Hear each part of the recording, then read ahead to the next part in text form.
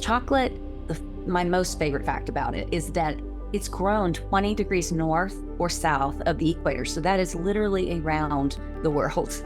And so we would bring something into the community that would be recognizable, that would remind people often of their childhoods.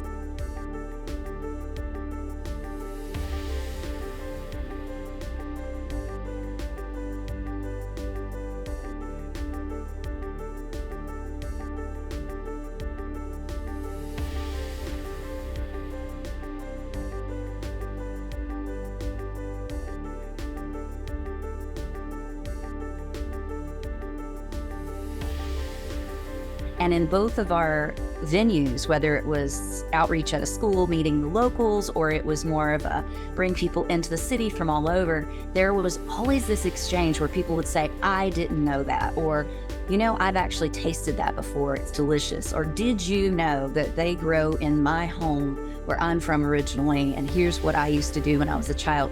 So we had those exchanges, which is sometimes missing from outreach when you only have time to show them what you're doing, explain the science or the history, and kind of give them a hands-on experience, and then they move along. This was much more of a personal and what felt like more of a permanent connection.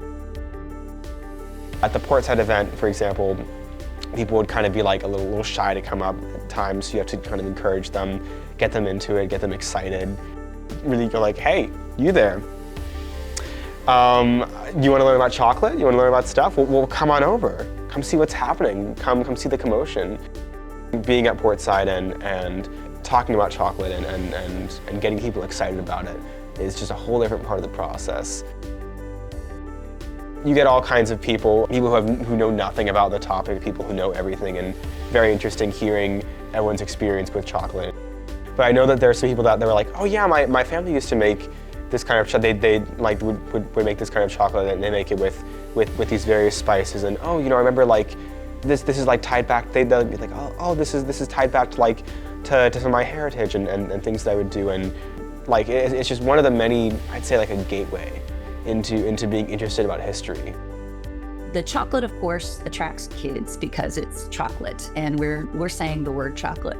But there were many people that came up to the table, and they would approach us, sometimes with children, but sometimes adults on their own, to ask, tell me more about why you have this here, because I recognize that from my community, from my upbringing, or something that's dear to me. So tell me why you have this here. So it was a way to share the information that we have about the history of Alexandria through chocolate, which connected people directly and allowed them to see themselves in the history of our town and see themselves fully as that community that is so diverse, that makes Alexandria so unique.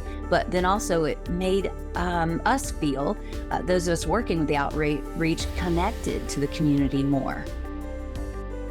Different people have different things that they enjoy about the station. Some people it's just talking your ear off about how much they know about it. Some people it's doing the winnowing. For some people it's the matching all the spices, or maybe it's looking at the hot stone, the metate, and seeing the process of melting on the hot stone.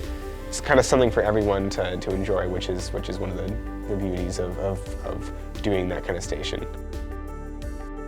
The response that we got from community members, not only people speaking in Spanish and coming rushing up to the table to point out a tool that their grandmother showed them how to use or something like that, but people from the Caribbean that were saying amazing things to me that I had no way of expecting because I didn't grow up there. And they were teaching me about their culture, and talking about it through the lens of chocolate has kept me not only more engaged, but it gives me a way to teach it to the junior docents that can speak to the community and be more useful and more interesting, and give community members and junior docents talking points, something that they already know about that they can relate to.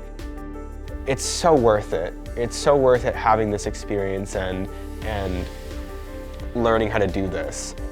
So much more important is communicating with people. I mean, I think that's a lost art nowadays with everything being online. I mean, maybe not even lost art, but just like even more important of a skill you have to be good at talking to people. Something like this, something like Gadsby's Tavern, no matter how difficult it might be, no matter how much you have to adapt on the fly, it's just such an important skill to have. And I think for me, it's something I'm gonna take forward with me